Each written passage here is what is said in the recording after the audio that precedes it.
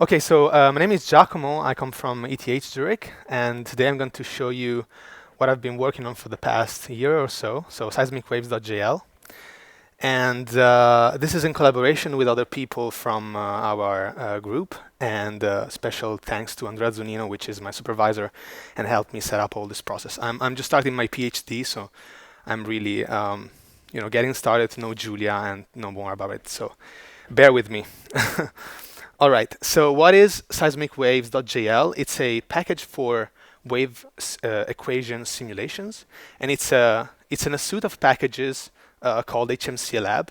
And this suite of packages is designed to do inversions using Hamiltonian and Monte Carlo approaches, so probabilistic approaches.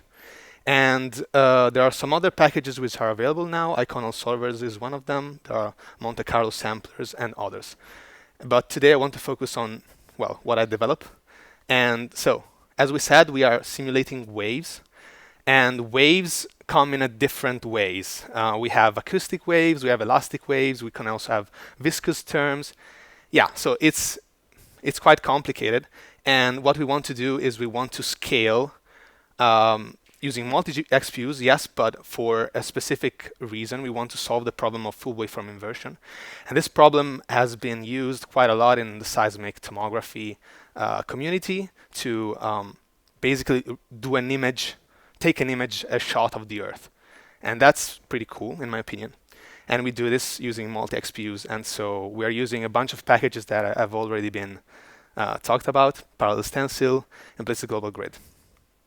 All right, I will give you an introduction to full waveform inversion, which is, well, a very cool way of reconstructing the Earth properties. So say that we have a domain in 3D, and we want to reconstruct the wave speed, in this case, this parameter c. And what we do is we have some sources somewhere. We know the position of those. We know the characteristics of these sources. And we have some data from receivers. And this data often looks something like this. So a seismometer, and we have a seismogram. So how do we use this data? So we want to simulate our own waves that passes through this domain, and we want to compare the data with our synthetic computations, and then do some type of minimization and find how to compute the gradients with respect to the velocities, and then to invert for them. And so, as I said, applications, well, the main application is seismic tomography. So here we have a picture of the Japan trench, and there's a bunch of work being done to reconstruct how the plate look like under the surface. And another application in a much lower scale is ultrasound medical tomography.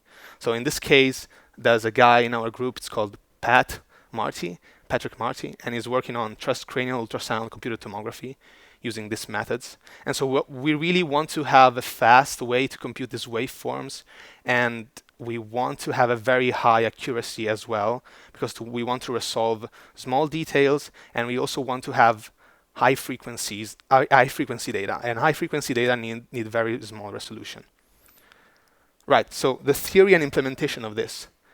So we need to solve wave equation. So these two are acoustic equations, one with and one without the density terms.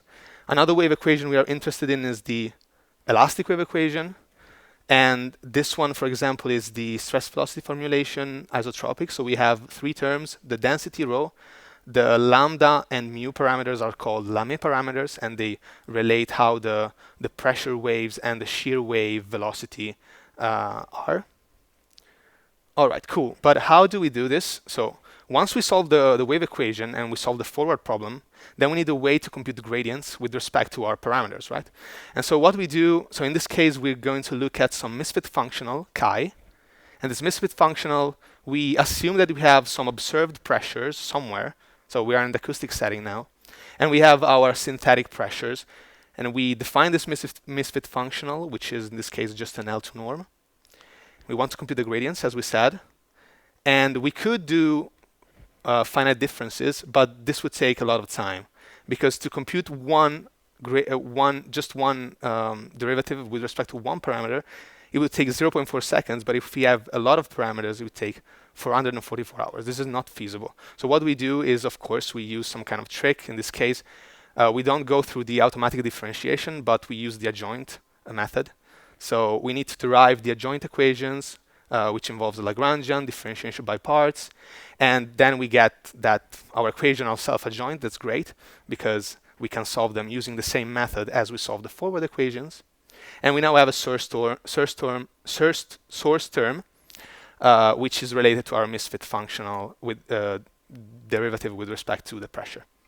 Right, cool. And then we can compute all our gradients with this integral if we can compute p and lambda, which in this case are the pressure and the adjoint solutions. And now the time to gradient is much, much less. So we can compute one in 1.8 seconds, which is pretty cool. All right, so all in all, an FWI recipe involves choosing an initial model, solving the acoustic wave equation to get our pressure field P, then we compute the misfits and the adjoint source, we solve the adjoint equation to get the adjoint field, and we compute these gradients while solving the adjoint equation. And then we use these gradients with an optimization algorithm to reduce our misfit, and we go back to step 2, we do all over again. And this is a deterministic approach, and the probabilistic approach is a bit more complicated. I will not go into the details on how it's done. But yeah, so this is FWI in a nutshell, basically.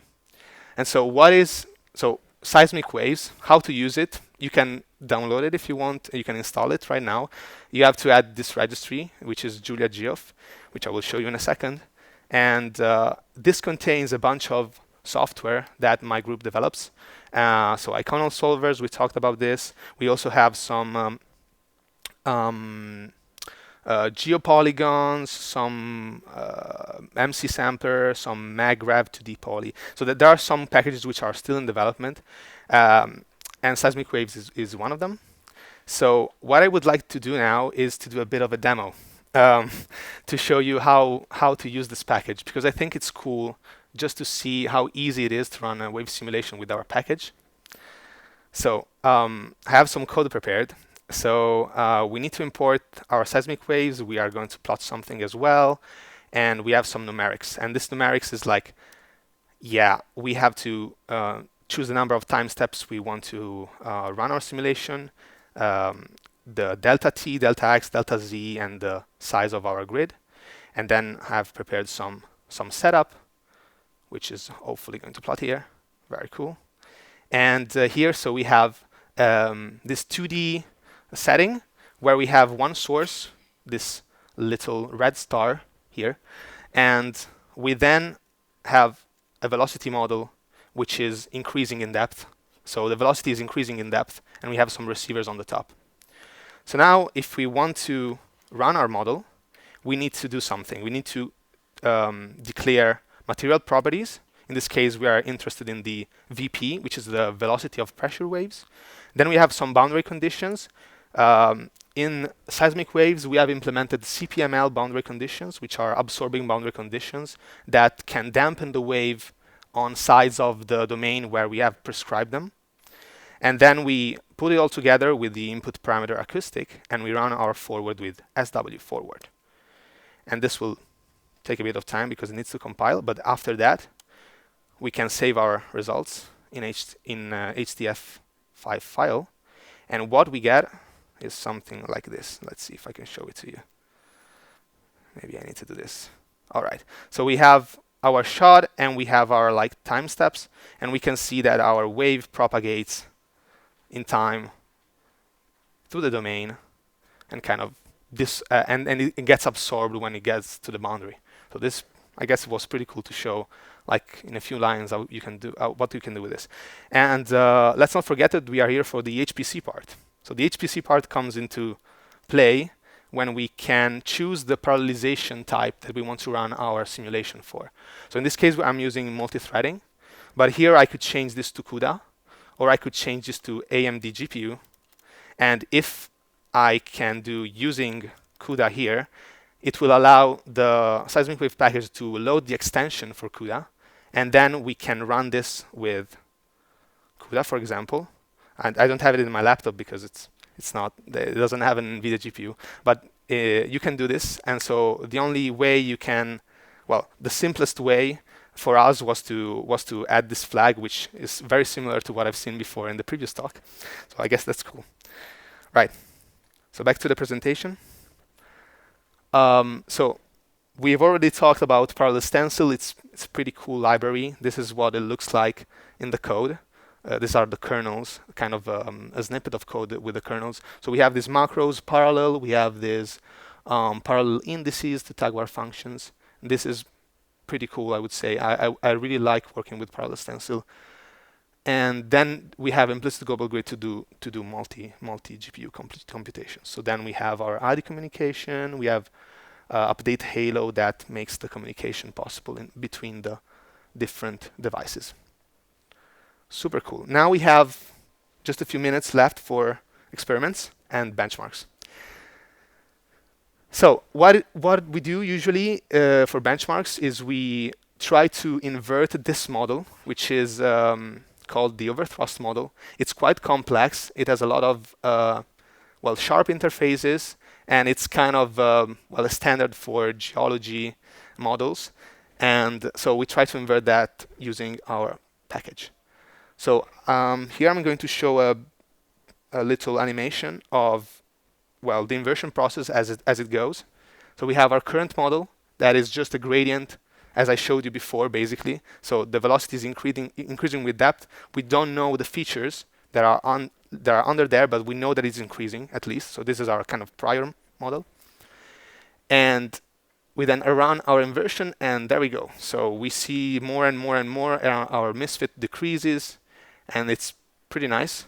And of course, it's not perfect, because in this case, we add some noise to the data we have. So it's kind of, well, it shows that our package is kind of stable to noise as well, which is pretty cool. All right. And now let's do 3D inversions. So same model, but just extruded in 3D, just bended a bit. So now it's a bit bent. And this is the setup with sources and receivers. And this is a side view, and this is, again, the kind of inversion process as it goes. So it kind of finds where the interfaces are and kind of reconstruct it kind of nicely, I would say. This does noise in the data as well, so it cannot be perfect. But yes, so this is pretty cool. And then we can see that most of the features are, even at very like kind of low depths, are kind of resolved. So this is nice. Right, now to the benchmarks. We still have a long way to go in order to make our code very efficient, but still, it's amazing how you can be almost at the top of the peak performance with parallel stencil just by using it alone. So we didn't do any sort of optimization with that. We just stick to the parallel stencil, and we can see that in 2D we reach almost 100% of, well, 90% of the peak performance for 2 different types of GPUs. One of them is like a consumer GPU, like RTX 4070, and the other is the A100. So it's pretty cool that we can also have our own like kind of workstation in the lab and use it with this, and not only go to supercomputer, which is also cool.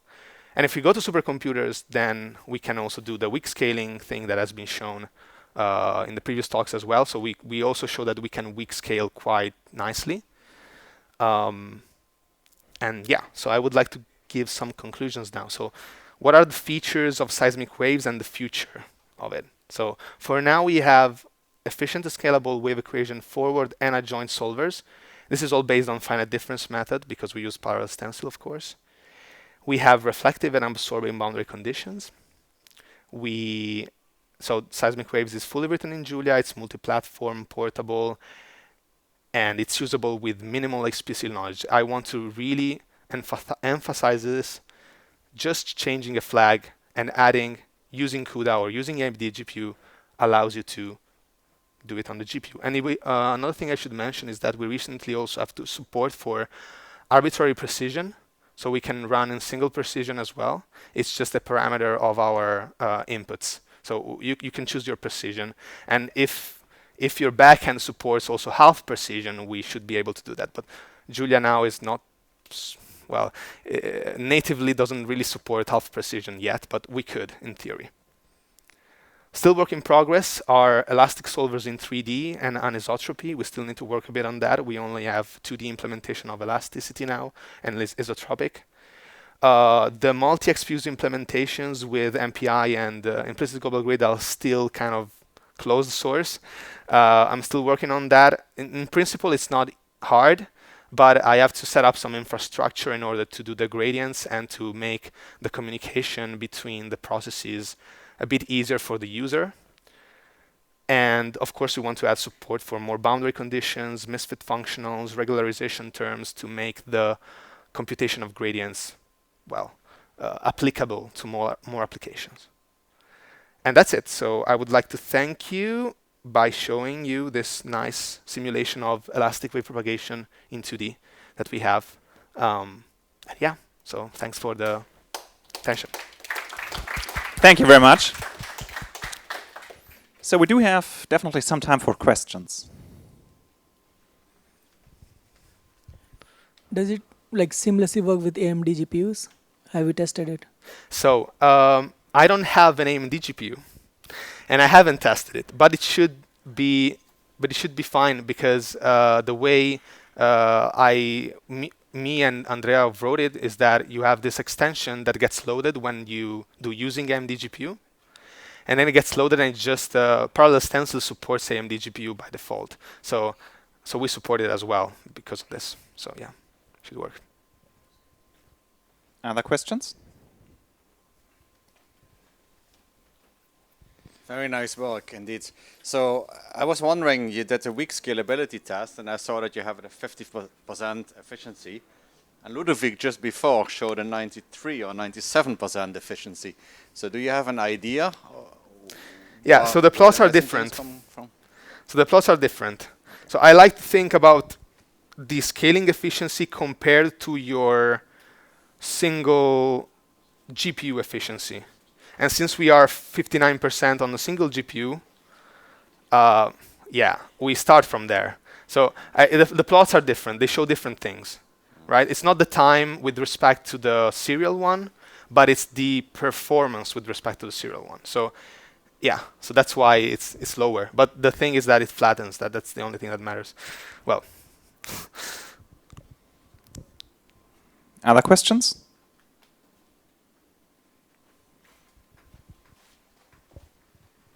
Yeah, one question related to that. So you said you still need to work on the multi-GPU code. And so you said you're using MPI plus implicit global grid, which you can combine, right? And so what is exactly that you need to do with MPI that you cannot do with implicit global grid yet? Well, the thing is, I don't want the user to know about MPI, but at some point you need to collect the gradients. And you need to collect all the information from the nodes or store it somewhere. And yeah, so that part of the infrastructure of SeismicWaves, which is it's the high-level API, it's not yet ready. But it's going to be coming soon. But it's just that I didn't have time to work on it. But let's say the back-end part, it's done. It's only the user part, how the user interfaces with all this stuff, right? Because the user has to call MPI exec.jl on the script. So the user needs to know how there is MPI, but also I want to make it a bit oblivious. So I'm still working on that. Okay, thank you. Yep. Are there any other questions? Look like from the audience. Then maybe I have one. Why a custom registry and not putting it into the general one? Yeah, because well, me and my supervisor think that we are kind of not ready yet to be public to the world in the sense of adding our package to the global registry. But we're going to do that very, very soon. So I think it's just a way to develop our own stuff, and then we're going to publish it, like, definitely. But there is documentation now for SeismicWaves. You can look at the API, but there are examples, but the tutorials are not quite ready yet. So, okay, great. Thank you very much. Yeah, thanks.